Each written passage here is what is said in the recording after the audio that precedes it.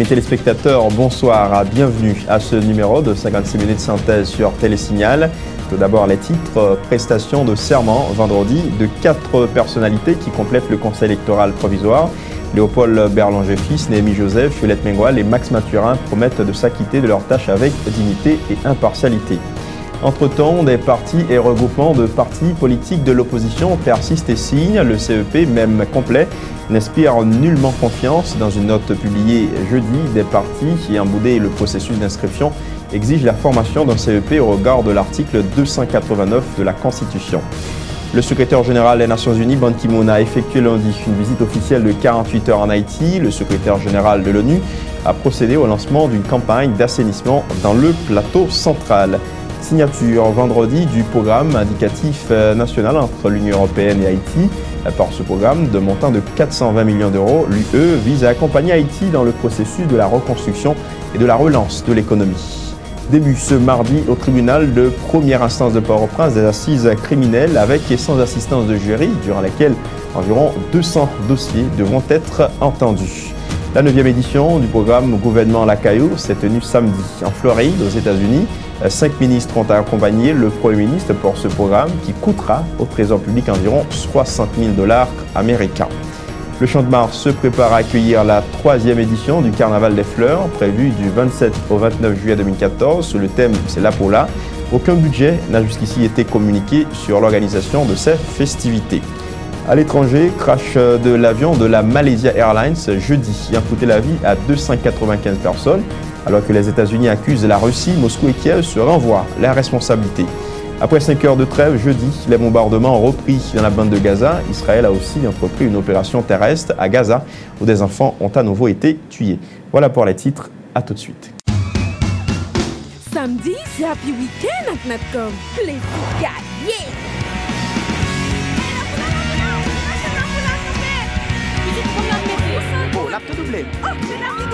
Sorti samedi pour arriver dimanche minuit, Natcom a doublé n'importe quoi charge fait. Mobile, Natcom, Decom, ou qu'à parler 2 fois plus. M'a mettez toute photo week-end ça sous net. Bon, commencer cougner. Wow! Avec Natcom, week-end nous a toujours qu'est content. Natcom, you IT, you réseau.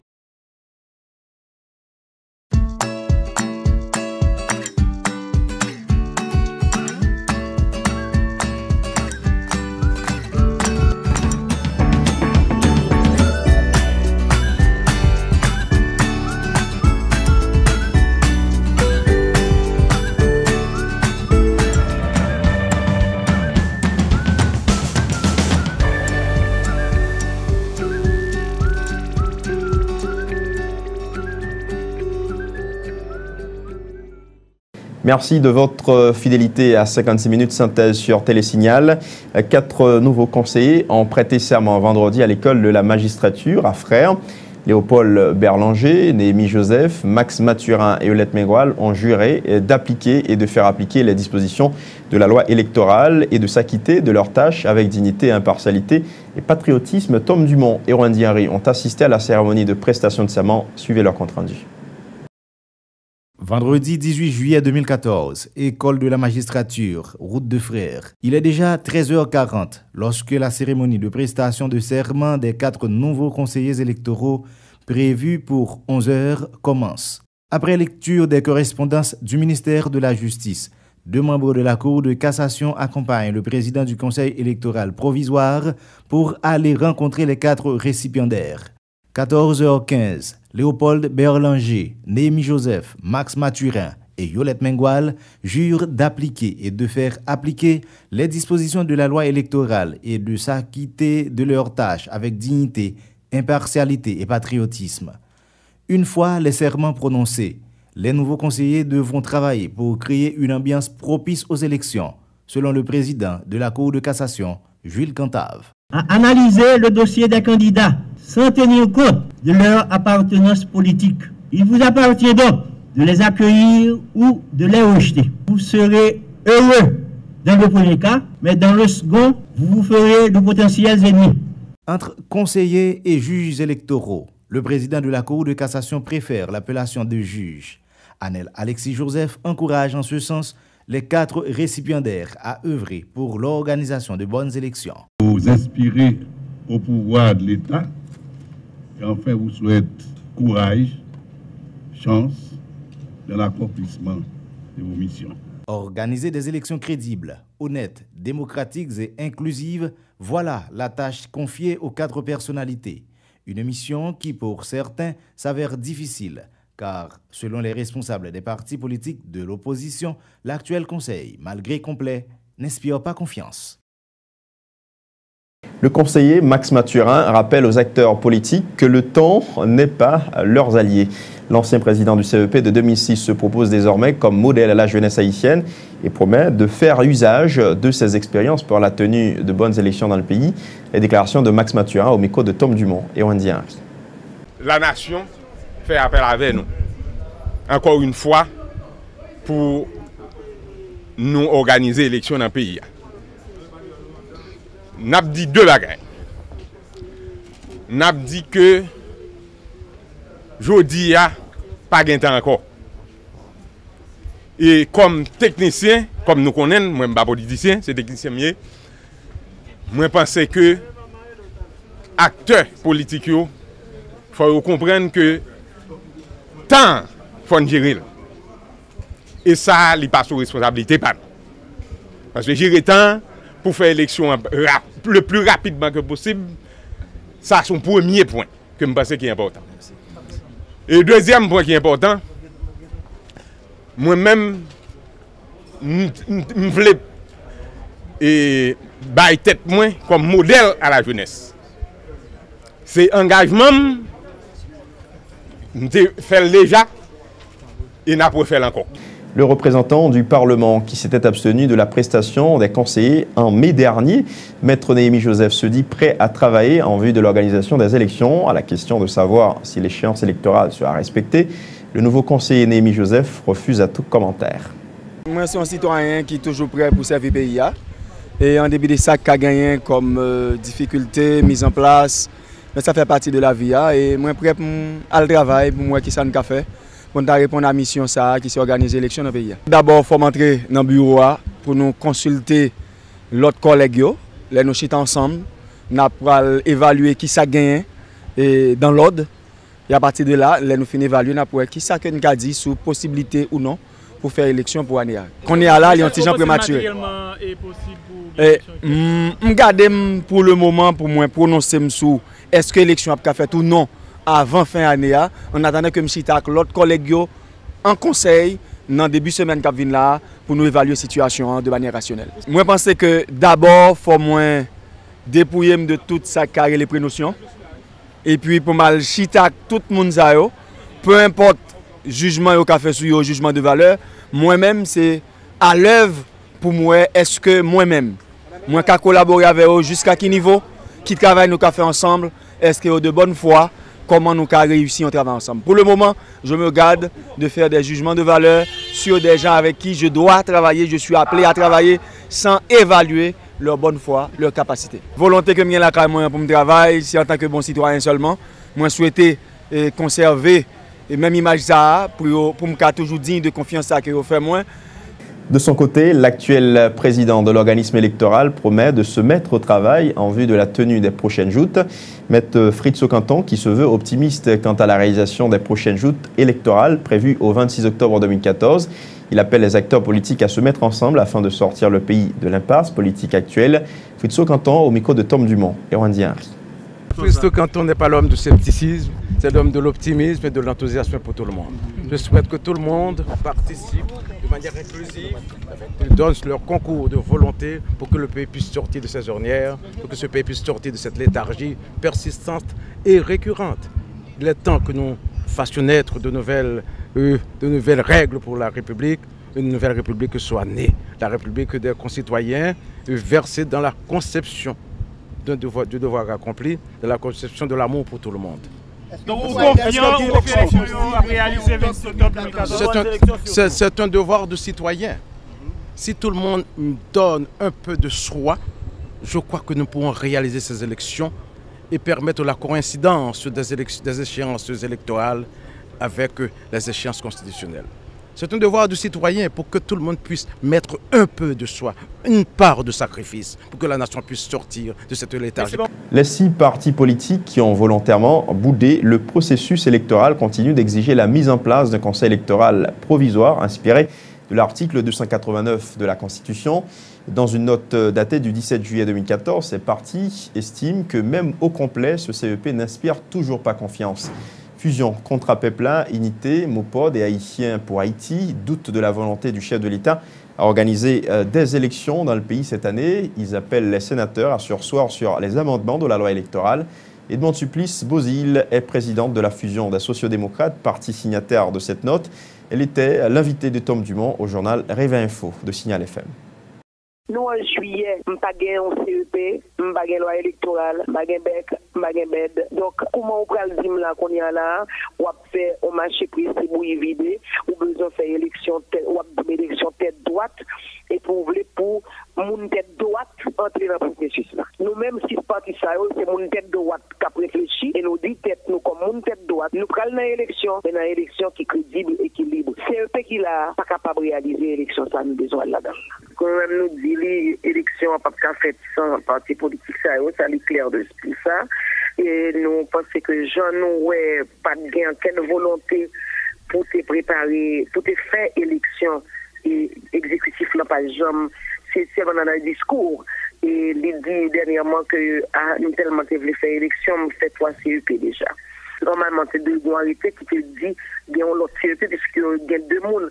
Donc, chaque jour, il y a 2 mondes. Bon, je ne sais pas qu'on est dans le 5e CEP à comprendre la nécessité pour que c'est un arrêté qui nomme 9 membres et c'est 9 membres qui ont prêté serment sans problème. Parce qu'inévitablement, on a privé dans le 5e CEP parce que les partis politiques qui prennent l'élection et qui de l'opposition, les vrais partis politiques, nous disent faut gagner un CEP équilibré qui inspire de l'article 289 de la Constitution. Le député de Bombardopoly, Bédouin, Juste Claire d'Orgile, presse le Sénat de la République à opérer les amendements à la loi électorale. Le parlementaire invite les sénateurs à faire preuve de responsabilité en dotant le pays d'une loi électorale dans les meilleurs délais. Question de favoriser l'organisation des prochaines élections en Haïti. Un scrutin programmé au 26 octobre 2014. Les propos de Juste Claire d'Orgile, recueillis par Enoch Élisée Cajou et Yvan Seyid. Sénateurs eux-mêmes, ils ont posé conditions pour voter la loi électorale. Nous-mêmes, personnellement, si on a une navette qui a fait au niveau du Sénat à la Chambre des députés, nous avons une navette la faite, de telle sorte que nous-mêmes, si on a une éventuelle modification, pour nous faire les piles finis, pour nous marcher avec politique, pour nous marcher à pays. Moi-même, personnellement, nous ne pouvons pas l'opiner. On prend ça que sous Jean sénateur ou même ouais bagaille, mais seul bagaille nous connaît. Loi électorale lui-même, l'État lui-même, on peut dire que ça n'a pas de continuité. L'État lui-même, il faut qu'il y ait une petite continuité dans l'État. C'est la vie que nous-mêmes personnellement, mais nous-mêmes au niveau de la Chambre des députés, nous avons fait même exigence à tout. Mais nous-mêmes personnellement, comme nous avons un pays à sauver, parce que regardez, on voit que la population lui-même, regardez toute la journée, on voit tout côté passé dans la circonscription. Population lui-même, celle question est à poser, on doit demander qui a gagné l'élection. Et nous-mêmes, personnellement, nous prenons responsabilité, pas nous au niveau de la Chambre des députés.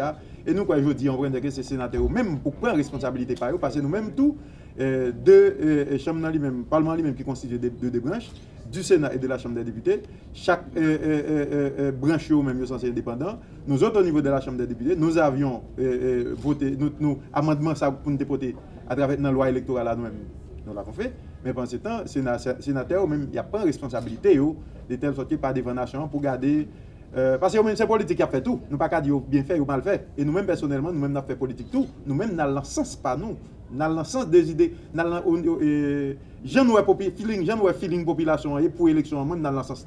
L'Union européenne financera la réalisation des prochaines élections à hauteur de 5 millions d'euros. C'est ce qu'a informé le représentant de l'UE en Haïti, Aviel Nino Pérez. Le fonds est déjà disponible, mais il reste aux autorités de l'État haïtien de trouver un consensus afin de rendre possible ces élections, a ajouté le diplomate au micro de Ludmilla Marc et Voltaire Louveld. Nous avons déjà mis à disposition du gouvernement, à travers le fonds géré par le PNUD, 5 millions d'euros pour l'organisation des élections. Ces 5 millions d'euros font en sorte que l'Union européenne soit le plus grand contributeur au niveau international pour ces processus électoraux et le deuxième contributeur au processus, bien entendu, après le gouvernement. Donc, ce montant est déjà là Et maintenant, il s'agit de voir avec les autorités haïtiennes et à travers les mécanismes mis en place par les Nations Unies comment utiliser ces fonds. Mais notre engagement est là, au niveau politique, bien évidemment, mais aussi au niveau financier. Ban Ki-moon est arrivé en Haïti lundi pour sa visite officielle de 2 jours. Aux côtés du secrétaire général des Nations Unies, Ban Ki-moon, le Premier ministre haïtien Laurent Salvador Lamotte a procédé lundi au lancement de la campagne d'assainissement total au village de Los Palmos, 5e section communale de Hinche, dans le département du Centre. Une campagne qui vise, selon ses initiateurs, à diminuer la propagation de l'épidémie du choléra et améliorer l'accès à l'eau potable. Reportage Ludmilla Marc et Wendy Henry. La présence du secrétaire général des Nations Unies, Ban Ki-moon, à Los Palmas dans le cadre de cette campagne d'assainissement témoigne de sa sympathie envers les 112 victimes de l'épidémie du choléra dans la localité, a précisé le chef du gouvernement haïtien. Il s'agit entre autres, selon Laurent Salvador Lamotte, de conscientiser la communauté internationale sur la nécessité de s'impliquer dans la lutte pour l'éradication du choléra en Haïti d'ici 2019. Le gouvernement mande support le monde entier pour que nous finissions avec maladie choléra tout bon vrai en deux pays. Le secrétaire général des Nations Unies soutient de son côté que la campagne d'assainissement lancée par le gouvernement haïtien avec le support des Nations Unies pour lutter contre la propagation de l'épidémie revêt d'une importance capitale dans le développement du pays. Le pourcentage d'Haïtiens ayant accès à l'eau potable étant très réduit, souligne Ban Ki-moon. Elle est nécessaire, cela ne fait aucun doute. Un Haïtien sur 2 n'a pas accès à un réseau d'assainissement adéquat. Le maire de Hinche, Philippe Emmanuel, qui s'exprimait au nom de la population locale, appelle les institutions et élites du pays à prendre conscience de la réalité. La mairie de Hinche, l'UNICEF et la World Vision ont entrepris une campagne de sensibilisation au niveau de Los Palmas dans les zones les plus touchées. La campagne d'assainissement total débutera par des activités soutenues par les Nations Unies dans 7 des communes les plus affectées par le choléra dans les départements de l'Artibonite et du Centre. Dans les mois à venir, d'autres partenaires comme la Banque mondiale devraient se joindre à l'initiative en ciblant des communes additionnelles affectées. En visitant Haïti, le secrétaire général des Nations Unies aurait dû amener avec lui des fonds collectés pour l'éradication du choléra en Haïti. C'est le souhait du président de la commission de santé publique de la Chambre basse, Sinal Bertrand. Le parlementaire se déclare insatisfait des promesses de Ban Ki-moon au sujet de l'éradication de l'épidémie du choléra. Les propos de Sinal Bertrand sont recueillis par Enoch Élisée Cajou et Yvan Seïd. Ça fait 2 ans et demi depuis que ils entendent que les Nations Unies pour aller chercher l'argent, 2,2 milliards de dollars, pour éradiquer le choléra sur l'île. Ça veut dire Haïti, Saint-Domingue. Et il y a un plan qui était fait sous 3 ans, 2012-2015, et puis 2015-2022. Je ne dis pas, moi, étonné en pile, et ça fait un petit genre déceptionné dans ce sens. Pour moi, c'est Kounia, Ban Ki-moon a venu parler de promesses qu'il a fait. Je pense que Ban Ki-moon a venu pour dire mais combien le jeune dans 2,2 milliards de dollars, parce que ça fait 2 ans déjà qu'il a attendu. Le président dit c'est bienvenu et décision ou bien promesse Ban Ki-moon fait pour bon côté il n'est pas bienvenu du tout. Il n'est pas bienvenu du tout. Et le président parlait de responsabilité morale alors qu'il sautait ou bien oublié responsabilité légale là. Qui ça ne peut le faire qu'on a avec 8500 moun qui mourent dans la maladie. Qui ça ne peut le faire avec 750 000 moun qui frappés par maladie. Bon c'est responsabilité morale là, c'est aider un jeune moyen pour éradiquer maladie, c'est vrai. C'est bienvenu, mais de toute façon, responsabilité légale là, nous ne pouvons pas écarter du tout, nous ne pouvons pas faire même genre avec le président de la République. La mission des Nations Unies pour la stabilisation en Haïti a failli à sa mission de l'avis du président du Grand Corps, Simon Dieusseul Dera. Le parlementaire qui s'exprimait sur la visite du secrétaire général de l'ONU estime que les Nations Unies se montrent trop complaisantes face à un exécutif qui n'a pas respecté les délais constitutionnels pour organiser des élections pour renouveler le personnel politique en Haïti. Les propos du sénateur Simon Dieusseul Dera sont recueillis par Yvan Seïd. Parce qu'avant de venir, lui-même, il connaît qui ça gagne comme problème. Il connaît que les Nations Unies dans le pays depuis 2004, pour en 2014, que les Nations Unies étaient là pour stabilisation et la paix. Donc, pas une stabilisation sans stabilité politique, pas vrai? Pas de stabilisation sans remplacement personnel politique à travers des élections. Et malheureusement, les Nations Unies non seulement toléré, parce que les gens parlent de est-ce que tu as imposé. Vous ne doit pas imposer, mais il y a des actions qui ont posées qui montrent qu'ils n'ont pas toléré un gouvernement qui refusait de faire élection. Au terme de son séjour dans le pays, Ban Ki-moon s'était engagé à convaincre les donateurs à supporter les efforts visant l'éradication du choléra en Haïti. Après sa visite de 48 heures en Haïti, le secrétaire général de l'Organisation des Nations Unies, Ban Ki-moon, s'est envolé à destination de la République dominicaine.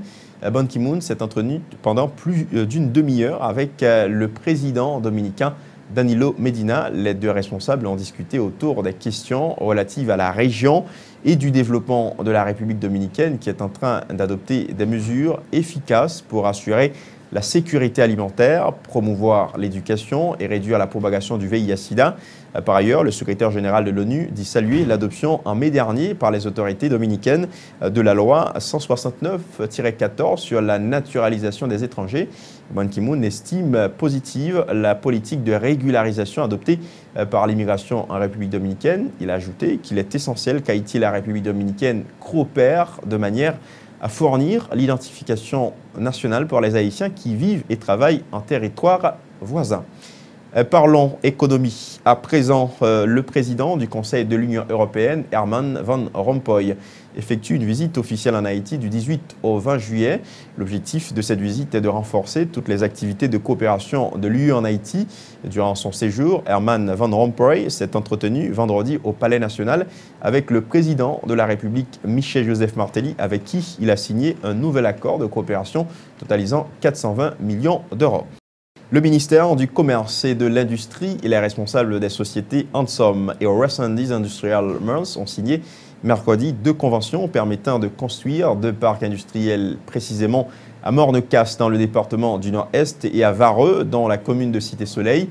Ces accords d'un montant de 158 millions de dollars américains permettront la création d'au moins 40 000 emplois, a informé le directeur général des zones franches en Haïti, Rode Préval. Suivez ses précisions au micro de Michel Alexis et Fézé Mathieu. Cette initiative d'envergure devrait, à court et moyen terme, avoir des résultats très significatifs en termes de création d'emplois pour la population.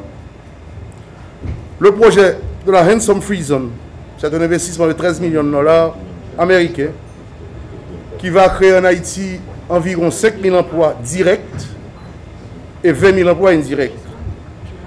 Et en plus, il y a la possibilité d'injecter plus de 3 millions de dollars par an dans l'économie haïtienne, car cette zone franche propose aussi de participer au développement du site de Morne-Casse pour la création d'espaces industriels modernes, pour inciter d'autres promoteurs étrangers à venir s'installer en Haïti. Pour sa part, la Resendis Industrial Mills, c'est un projet de 145 millions de dollars avec toute une série d'infrastructures, des bâtiments industriels, des installations portuaires, des terminaux. Cela représente des opportunités pour la création de plus de 21 000 emplois, directs ou 100 000 emplois indirects, au bénéfice de la population haïtienne pour la création d'une zone franche industrielle à Vareux, dans la commune de Cité-Soleil. Le responsable de Resendis Industrial Mills, Fritz Meuse, dit se réjouir de la contribution de son entreprise au renforcement de l'économie haïtienne en favorisant notamment la création d'emplois. L'entrepreneur affirme vouloir investir en conformité avec la loi haïtienne pour le bien-être de la population. Fritz Meuse au micro de Michel Alexis et Fézé Mathieu. Je vois qu'il y a du sérieux et nous autres, comme nous sommes nés à la route de la cité militaire à 300 mètres de Cité-Soleil, c'est pas parce que le bon Dieu nous a bénis, qu'on a quelques crédits à la banque, qu'on a pu faire des études et qu'on peut travailler et qu'on va faire un business que nous bâtissons notre zone franche. Nous bâtissons notre zone franche parce que c'est notre quartier, parce que c'est nos voisins, c'est notre population, c'est notre nationalité, c'est notre terrain, c'est notre pays. Je suis très heureux de constater qu'il y a des étrangers aussi qui sont intéressés à venir nous aider, nous autres Haïtiens, parce qu'ils ont trouvé le cadre et des professionnels au ministère concerné pour pouvoir leur dire qu'il y a du sérieux et que les dossiers sont vérifiés. Une fois que le ministère du Commerce, le ministre Wilson Lalo, a fait son travail, une fois que M. Rod Préval, dans son institution, a fait son travail, nous allons être scrupuleusement suivis à la lettre et nous serons très heureux de cette pression positive car nous sommes pressés de créer l'emploi pour que notre pays puisse retrouver son sourire naturel. Un nouveau produit qui pourrait révolutionner le système bancaire haïtien. C'est entre autres ce que se propose un nouveau produit de la banque privée Unibank, dénommé Unibank Tout Côté, présenté à la presse jeudi dernier. Ce produit, disponible pour les clients actuels de la Unibank, devrait permettre à ceux qui ne possèdent pas encore un compte bancaire de bénéficier des différents services offerts par la banque privée dans 140 communes et 570 sections communales. Reportage, Enoch Élysée Cajou et Jasmin Denis. Unibank Tout Côté, le nouveau produit de la banque privée Unibank qui se propose de révolutionner le système bancaire haïtien. L'introduction de la technologie biométrique reste le point fort de ce nouveau système. Ce carnet Tout Côté, le voilà là, vient avec une carte et avec votre empreinte digitale, sans signature, sans autre chose, et un numéro secret, un PIN comme on dit. Vous allez pouvoir effectuer un dépôt, un retrait, quel que soit où vous êtes. Pour accéder à ce service, il suffit de se rendre chez un agent autorisé ou tout autre représentant de la Unibank. C'est-à-dire de petits commerçants, des stations de gaz, des pharmacies, des quincailleries, des caisses populaires, etc., etc., etc., et qui seront autorisés par la Unibank pour faire des transactions pour la clientèle. Tous les clients qui n'ont pas pu encore être bancarisés parce qu'ils sont trop loin vont pouvoir ouvrir ce qu'on appelle un carnet Tout Côté. Les responsables de l'institution financière assurent que la sécurité est garantie avec ce nouveau système et aussi que le service sera disponible à travers le pays. Que vous soyez à Jean-Rabel, que vous soyez à Tiburon, que vous soyez à Tchot, Boudari, Banane, quel que soit là où vous soyez, durant les prochaines années, Unibank Tout Côté sera déployé et va répondre à vos besoins, retrait, dépôt, etc. Dossier justice, le mot d'ordre de grève annoncé par l'Association nationale des magistrats haïtiens pour le lundi 14 juillet dernier a été totalement respecté. Cet arrêt de travail a été observé sur l'ensemble des 18 juridictions du pays. Se félicite le président de l'ANAMA, Maître Duret Junior. L'ANAMA exige la reconduction des mandats de plus de 80 juges, le paiement de 21 mois d'arriérés de salaire et la publication du rapport d'enquête sur le décès du juge Jean-Serge Joseph. Le président de l'Association nationale des magistrats haïtiens plaide en faveur de meilleures conditions de travail pour les juges. Reportage, Esaü César et Samus David François. Le mot d'ordre de grève de l'Association nationale des magistrats haïtiens est respecté dans toutes les juridictions d'Haïti, à en croire Duret Junior. Le président de l'ANAMA continue de réclamer le paiement des arriérés de salaire et le renouvellement du mandat d'environ 80 juges. Le constat nous fait, c'est que jusqu'à présent, pendant ma parole, on l'a respecté dans toute juridiction honnête. Pendant ma parole, là, ou capable de faire un tourner dans le palais de justice là, et défiler caméra, micro, après que tout le bagage est bloqué, il mourit. Donc, écoute là, et appel là, que tu lancé à attendez, magistrat reconnaît que c'est nous qui avons pour intérêt, ils respectent, et Port-au-Prince là, ouais, palais de justice, on va réussir à 100%. Après ça, on a repris le travail, et magistrat a pris le temps de nouveau mot d'ordre là, que depuis jeudi, on a baillé. De son côté, le président de la Cour d'appel de Port-au-Prince insiste sur le côté légitime des revendications de ses pairs. Maître Jean-Joseph Lebrun dit espérer que le mouvement du 14 juillet attirera l'attention de l'exécutif et en particulier celle du ministère de la Justice. ANAMA, c'est le cap travail pour tout juge, tout magistrat, que ces magistrats, la ville, magistrat en province, magistrat ici, magistrat debout. Donc ANAMA, la travail pour tout magistrat. En sorte que si ANAMA lance un mode de grève, un arrêt de travail, donc je pense que c'est ça que fait aujourd'hui, nous parlons de juge ou sauver, il y a un juge qui vient, il est dans le bureau, mais il n'a pas fonctionné, il n'a pas travaillé, pas un siège sur le bureau.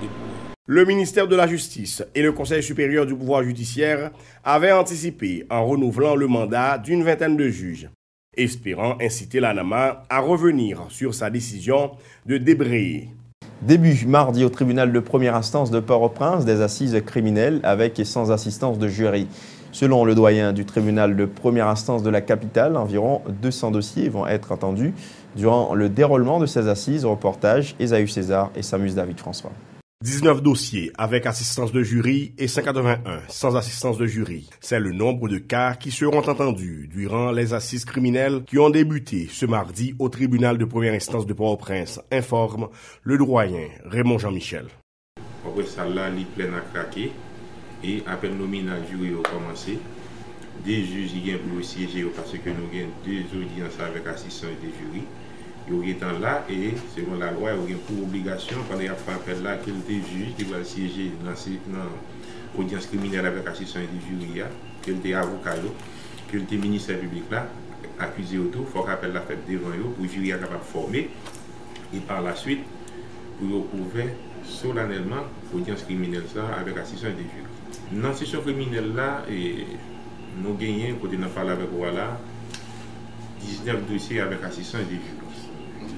Mais d'un moment à l'autre, et paquet capable de voir l'autre dossier, nous capable d'augmenter le nombre.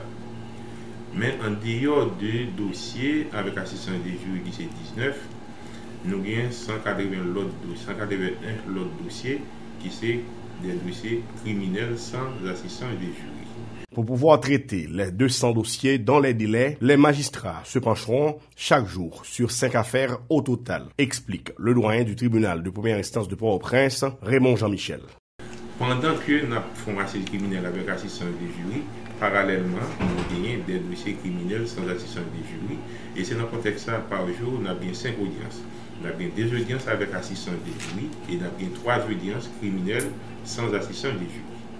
Les assises criminelles avec et sans assistance de jury au tribunal de première instance de Port-au-Prince auraient dû démarrer depuis lundi. Elles ont été reportées à ce mardi en raison de la grève de l'Association nationale des magistrats haïtiens observée lundi dernier pour réclamer de meilleures conditions de travail pour les juges. Le temps d'observer une pause publicitaire, on vous retrouve dans un instant. Vous travaillez pour construire votre avenir. Les fruits de vos efforts méritent d'être protégés. Tous vos investissements, chaque employé dévoué, chaque précieuse acquisition, aujourd'hui et pour les générations futures,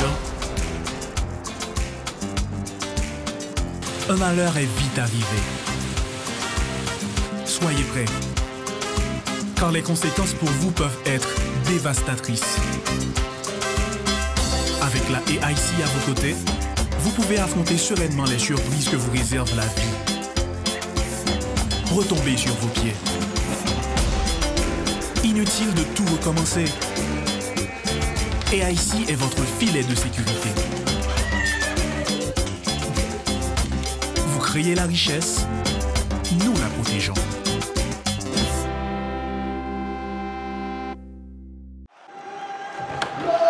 Sexy! Vous la laguez! Oh! Pour canapé! Ça vous fait quand je joue ça là? Bonheur! T'as une fake l'ouvrir là, ce bagage high-tech, vous t'avez passé pour t'avoir bagage ça. Mon pas même de machine, ça vous fait caoutchouc. Kako, dis là tellement, bon marché, m'acheter caoutchouc ça va toujours. Les plus machines baissées, m'acheter. Mais vous ne m'achetez pas bien comme ça là. Bonheur, m'a bien ouvert là.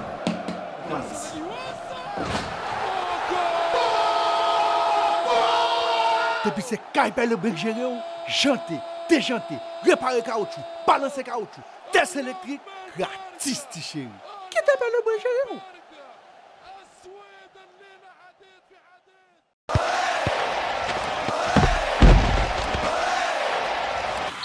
Café Rebo a bail pillage pour Mondial 2014 là. Ou envie gagner un foot tête droite, iPhone 5S, laptop, télévision, tablette, billet d'avion, microwave, blender, toaster, frigidaire et latrier. Quel numéro ou joindre dans sachet. En puis, branchez télévision avec radio parce que vous avez gagné plus que 80 primes. Boué Café Rebo comme d'habitude. En puis, ramassez cadeau sous sachet Rebo. Vous avez déjà écrit acheter pour gagner. Quand il y a un dan, vous avez une étiquette qui fait un tirage là. Tirage la fête 12 juillet. Pour plus d'informations, 22 29 63 30. Avec Rebo, n'a toujours champion. Rebo, les beaux cafés. Rebo, c'est la qualité.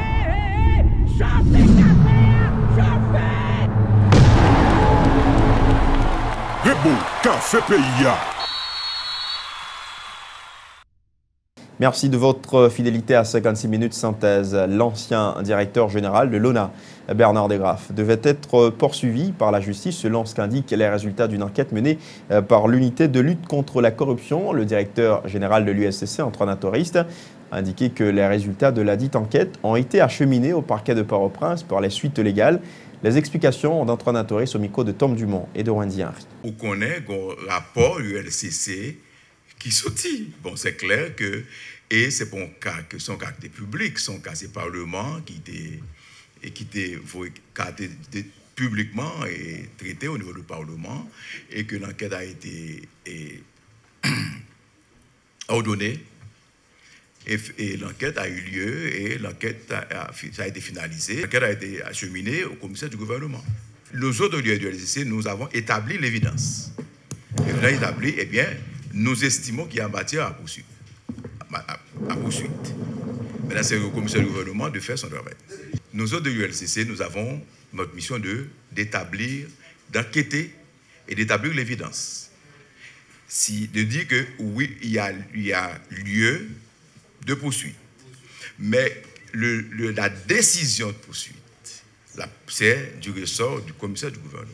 À l'initiative de la plateforme des organisations haïtiennes des droits humains, des membres d'une vingtaine d'organisations de droits humains ont travaillé jeudi et vendredi sur le pacte international des droits civils et politiques signé et ratifié par l'État haïtien en 1991. Une séance de formation organisée en prélude à la session des Nations Unies prévue en octobre prochain, lors de laquelle l'État haïtien discutera de son dernier rapport sur l'application du pacte soumis à l'ONU fin 2012, a expliqué le secrétaire exécutif de la POHDH, Antonal Mortimé. Le contexte n'a réalisé ce séminaire, c'est parce que justement, ça fait plusieurs années depuis Haïti ratifié le pacte sur droits civils et politiques depuis l'année 1991. Et puis, pour que j'aie un rapport devant les Nations Unies. Normalement, au niveau instruments internationaux, devant les Nations Unies, là aussi on ratifie un document. Chaque 4 ans, on doit un rapport pour dire mais qui gens ont appliqué droit ça, mais qui ont protégé. Dans le cas de Haïti, depuis 1991, nous ratifié pas là, mais nous pouvons jamais un rapport et c'est dans le finissement de l'année 2012, l'État haïtien a un rapport et le rapport national et qu'on a fait une session sur le rapport ça en octobre.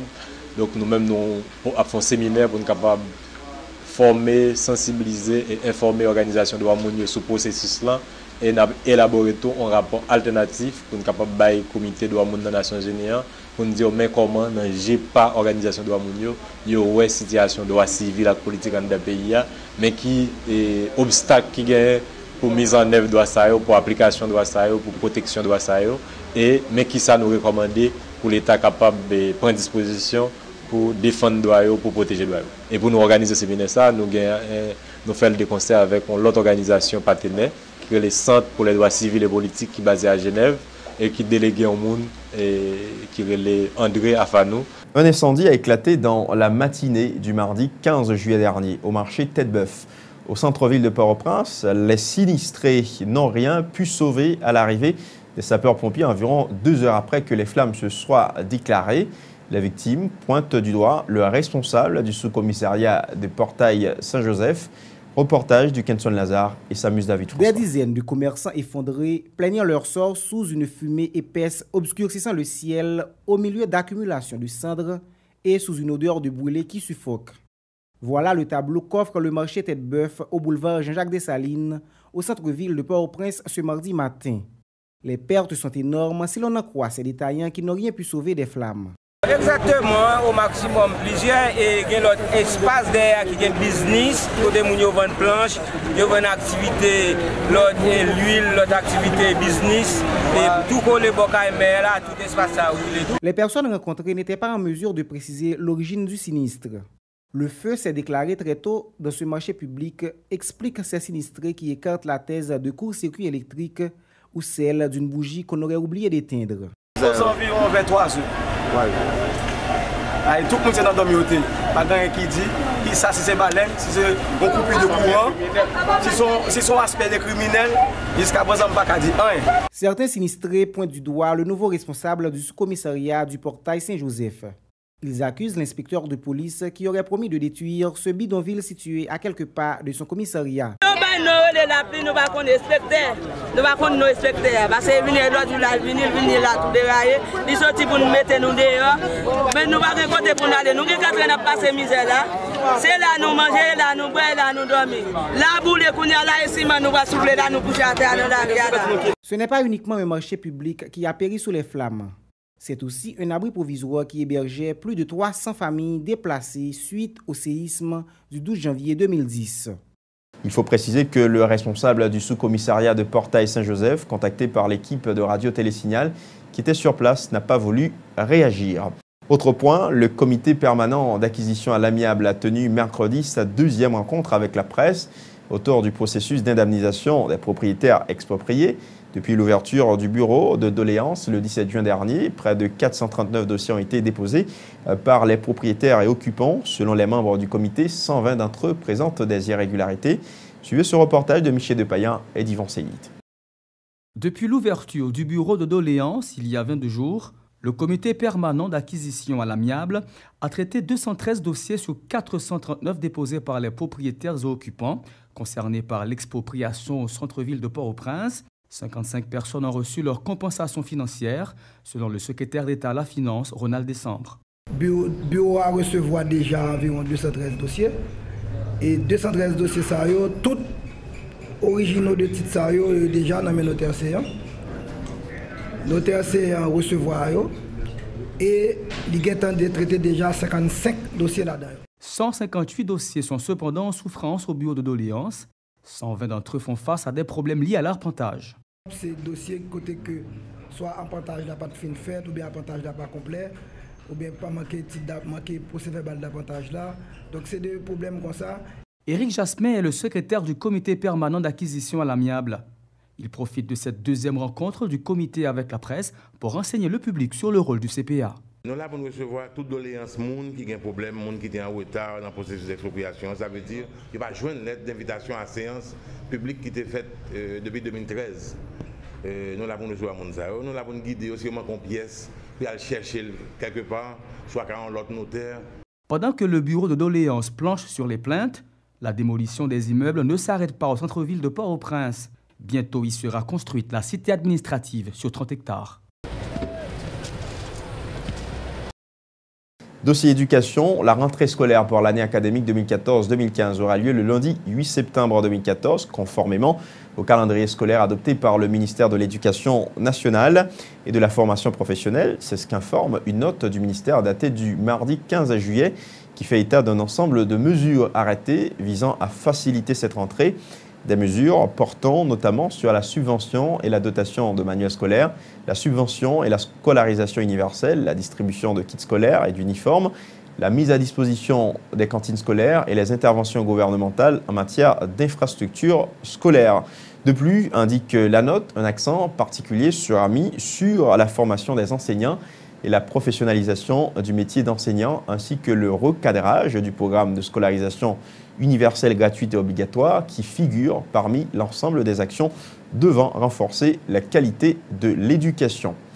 Autre point, lancement mardi à Pétionville d'un atelier de dissémination de la loi réformant l'adoption en Haïti. Il s'agit, selon la directrice de l'Institut du bien-être social et de recherche, de 2 journées de discussion sur la pratique de l'adoption, notamment la loi du 15 novembre 2013 régulant l'adoption.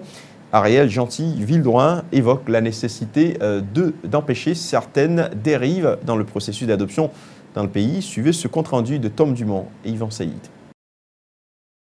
Les discussions tournent autour de la loi du 15 novembre 2013 réformant l'adoption internationale en Haïti et la directrice générale de l'Institut du bien-être social et de recherche, Ariel Gentil-Vildroin, veut contourner les dérives orchestrées dans la pratique de l'adoption en Haïti.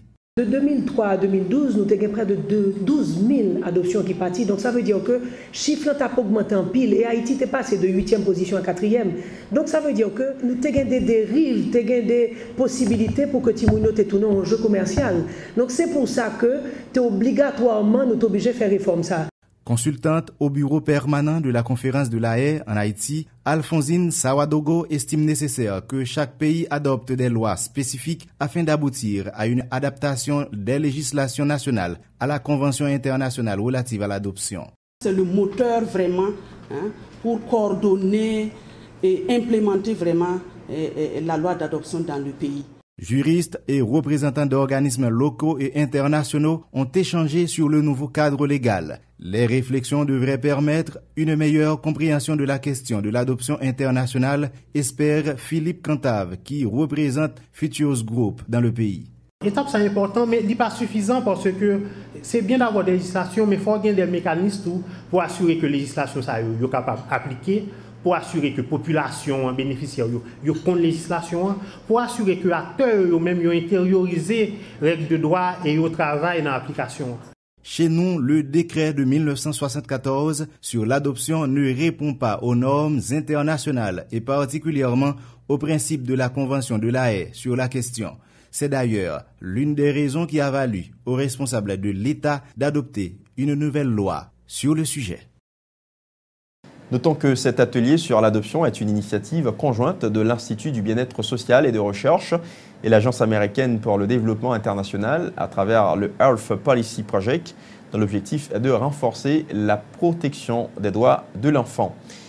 Le ministère de l'Intérieur et des collectivités territoriales en partenariat avec la Banque mondiale a organisé cette semaine le premier forum sur la gestion des risques et des désastres sous le thème « Innover pour prévenir ». Cette activité a permis aux acteurs impliqués dans la gestion des risques et des désastres de mieux s'informer sur la question. Le ministre de l'Intérieur a fait le bilan des jours de discussion dans le cadre de ce forum conjoint. Réginald Delva en a profité pour évoquer l'importance des discussions. Le titulaire du ministère a appelé d'autres acteurs de l'État à s'impliquer davantage dans la prévention des risques et à agir pour protéger la population haïtienne. Réginald Delva au micro de Tom Dumont et de Jasmin Denis. On se posait la question avant ce forum. Et est-ce que normalement on peut dire qu'on est prêt aujourd'hui? Est-ce qu'on est mieux préparé qu'on l'était, particulièrement avant le 12 janvier 2010? Et tout simplement, il nous faudra reprendre les simulations. Quand la réalité, quand on fait face à la réalité, on saura tout simplement si on était prêt ou non. Mais l'essentiel aujourd'hui, c'est justement de voir qu'est-ce qu'il y a quand même en termes de technologie pour nous permettre de préparer quand même d'avoir de meilleurs exercices de simulation, parce qu'on devra quand même travailler ensemble, et c'est ce à quoi nous nous attendons et dorénavant que tous les ministères impliqués, concernés par les risques, je veux parler du ministère de la Défense, avec ces jeunes qui viennent de retourner au pays, qui ont une formation en génie militaire. On comprend l'importance du corps de génie, et surtout dans un pays comme Haïti, un pays à risque, comme nous l'avons dit tantôt. Le ministère de l'Environnement, je viens d'en parler, le ministère de l'Agriculture et les exposés que nous avons eus et la technique qui est développée aujourd'hui concerne également ce ministère. Le ministère de la Santé publique, particulièrement aussi, a son rôle à jouer, et c'est ce à quoi nous voulons aboutir et avoir une table où tous les acteurs impliqués. Spécialiste en gestion des risques et désastres au bureau de la Banque mondiale en Haïti, Michel Matera a indiqué que ce forum a permis à ses participants d'être mieux armés pour réduire les risques des catastrophes. Michel Matera au micro de Tom Dumont et de Jasmin Denis. Bien entendu, ce qui ressort aussi du forum, c'est qu'il y a une nécessité pour mieux systématiser l'information, mieux partager cette information. Je crois que ça, c'est une recommandation qu'on lance aussi à l'attention du ministre de l'Intérieur, mais également des autres autorités et autres institutions nationales. Je crois qu'il faut qu'on trouve rapidement un moyen de collecter cette information et de s'assurer que toute institution, toute personne, tout habitant intéressé par avoir accès à l'information sur les risques puisse la trouver quelque part, en format papier ou aussi en ligne. Je crois qu'on a vu les avancées technologiques nous permettent de partager facilement ce type d'informations. Donc je crois que ça doit être dans le très court terme un aspect sur lequel le gouvernement doit travailler avec ses partenaires. On ne peut pas organiser ce type de forum tous les mois, tous les 6 mois ou tous les ans. Donc avoir cette plateforme dynamique où l'information peut être partagée est un point important. La 9e édition du programme Gouvernement La Caillou s'est tenue samedi en Floride, aux États-Unis d'Amérique. Environ 5 ministres et d'autres cadres du gouvernement ont accompagné le Premier ministre Laurent Lamotte dans le cadre de ce programme qui coûte au Trésor public environ 60 000 $ américains, soit 200 millions de gourdes. Plusieurs dossiers ont été abordés à l'ordre du jour, selon le coordonnateur de ce programme. Abel Nazer a souligné notamment la sécurité, l'investissement, les taxes sur les transferts d'argent et la question de l'identité. Les propos d'Abel Nazer ont été recueillis par Tom Dumont et Wendy Henry. La reconnaissance de leur nationalité, est-ce que nous croyons que nous-mêmes, nous sommes haïtiens toujours, même si on naturalisé? Diaspora a des préoccupations par rapport à la taxe de 1,50 $ sur les transferts que le gouvernement a utilisé pour le programme scolaire gratuit, ça veut dire le programme SUGOA. Et Diaspora a des préoccupations tout sur la question de sécurité, comment la sécurité a dans le pays. Et Diaspora a des préoccupations également sur les questions d'investissement. Comment que le gouvernement a aidé si on a besoin d'investir dans le pays. Et même d'autres préoccupations comme les questions douanières. Maximum 5 ministres qui ont accompagné le Premier ministre. C'est des ministres qui répondent à point ça que nous avons dit. Et concernant la sécurité, concernant le tourisme, tout ça. Nous avons une prévision de 50 à 60 000 $ américains pour le programme. Vous voyez? C'est ça que nous gagnons comme prévision. 50 à 60 000 $ américains pour le programme, et ce qui fait à peu près 2 millions de gouttes comme ça et pour le programme. Des parlementaires digèrent mal que le programme Gouvernement La Caillou, initié par l'administration au pouvoir, s'est organisé en Floride, précisément à Miami, aux États-Unis ce week-end. Selon le député de la circonscription de Roche-à-Bateau, Paul-Olivier Richard, parle de gaspillage de fonds de la part du gouvernement en place de réaliser un tel programme hors de nos frontières. Suivez les explications de Paul-Olivier Richard au micro de Enoch Elizekajou et Yvon Seyi. Bon, nous connaissons chaque déplacement gouvernement, l'écouter, il y a un coût. Si pour la province, aller au Cap, aller au Caille, aller Miragua, en Savoie, nous connaissons des dépenses qui faites. Nous imaginons s'il y a des déplacements qui fait à Miami, à qui fin. Ça va le porter pour nous-mêmes. Est-ce que ça va porter quelque chose de nouveau pour le peuple haïtien? Là, comme penser, c'est participer pour qui ça? Il y a un représentant, il y a un ministère des Haïtiens vivant à l'étranger qui est dans le gouvernement. Je pense par le biais du ministère des Haïtiens vivant à l'étranger. S'il y a des objections ou même des propositions capables de faire, par canalisation du ministère des Haïtiens à l'étranger. Là encore, c'est show-off. C'est pas ça, va apporter rien de sérieux pour le pays. C'est toujours le même bagaille. Bon, c'est gaspillage de fonds. Le Champ de Mars se prépare à accueillir la 3e édition du Carnaval des Fleurs, prévue du 27 au 29 juillet. C'est la Pola et le thème autour duquel se vont dérouler les festivités carnavalaises. Concernant le budget alloué à l'organisation du Carnaval des Fleurs, aucun chiffre n'a été révélé par le comité. En avant-première, Michel Depaillet et Yvon Seyi ont fait le tour des stands en préparation. Suivez le reportage. L'aire du Champ de Mars s'est transformée en un véritable chantier à quelques 8 jours du coup d'envoi de la 3e édition du Carnaval des Fleurs. Ce n'est pas encore l'ambiance carnavalesque, mais la fièvre monte. Les deux côtés de la rue de la République résonnent du même bruit, celui des scies, des marteaux, des clous que l'on enfonce, bref, un gigantesque concert. Des ouvriers de tout type sont à pied d'œuvre nuit et jour en vue de finaliser les préparatifs. De la tour 2004 jusqu'à l'extrémité de l'hôtel Le Plaza, les premiers stands sont en construction, ce qui attire de nombreux curieux. Ces stands qui vont embellir le parcours du carnaval feront la promotion des institutions privées et publiques. Ils vont accueillir des colonies de carnavaliers pendant les 3 jours de réjouissance populaire. Le Carnaval des Fleurs, une manifestation culturelle que le pays n'avait plus faite depuis les années 70, a été réinitiée par le régime en place en 2012. Inauguration mardi par le Comité olympique international du centre sportif pour l'espoir situé dans la commune de Croix-des-Bouquets. La cérémonie inaugurale s'est déroulée en présence d'importantes personnalités telles le président de la République Michel Martelly, le secrétaire général de l'ONU Ban Ki-moon, le Premier ministre Laurent Salvador Lamotte, le président du Sénat Simon de Soldera et le ministre des Sports Himmler Ebu. Le chef de l'État Michel Martelly a saisi l'occasion pour souligner les bonnes vertus du sport pour les jeunes en particulier. Le chef de l'État dit souhaiter que toutes les communes d'Haïti soient dotées d'un centre sportif de cette envergure. Les propos du chef de l'État recueillis par Wendy Henry. Pas que ça, c'est pour jeunes. Sport pour l'espoir, pour jeunes. En pile, le monde prend sport comme on bagaille côté ou aller courir, ou monter, descendre, courir en boule et puis ou aller la caillou. C'est pas ça. Sport son complément dans sa l'éducation. Sport son complément dans la formation de moun.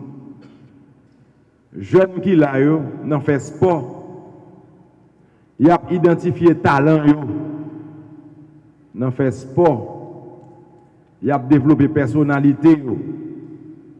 Y a épanoui, y a apprendre vivre à moun. Il a développé sens responsabilité. Il faut gagner, il faut défendre, il faut attaquer. Sport, c'est pas n'importe qui ça. Depuis petit, m'a fait sport. Sport permet tout, pas permet moun.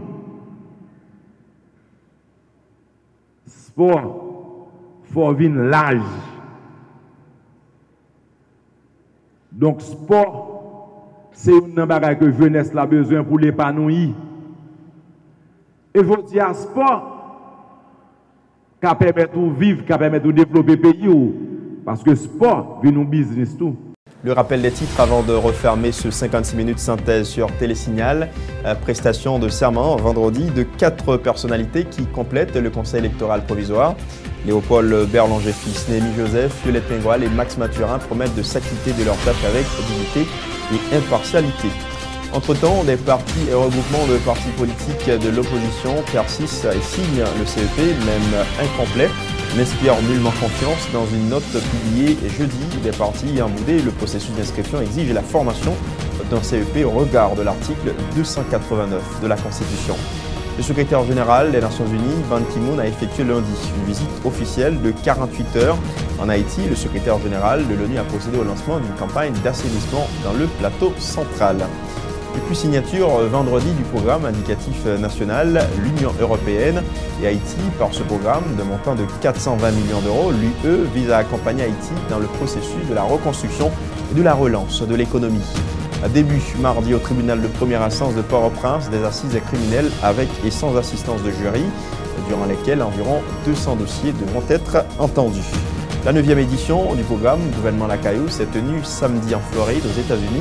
5 ministres ont accompagné le Premier ministre pour ce programme qui coûtera au Trésor public environ 60 000 $ américains. Le Champ de Mars se prépare à accueillir la 3e édition du Carnaval des Fleurs, prévu du 27 au 29 juillet 2014. Le thème, c'est la Poula. Aucun budget n'a jusqu'ici été communiqué sur l'organisation de ces festivités. Puis à l'étranger, crash de l'avion de la Malaysia Airlines jeudi qui a coûté la vie à 295 personnes, alors que les États-Unis accusent la Russie, Moscou et Kiev se renvoient les responsabilités. Après 5 heures de trêve jeudi, les bombardements ont repris dans la bande de Gaza. Israël a aussi entrepris une opération terrestre à Gaza où des enfants ont à nouveau été tués. Voilà qui met un terme à ce 56 minutes synthèse sur Télésignal. Merci à chacun de vous de l'avoir suivi. À très bientôt.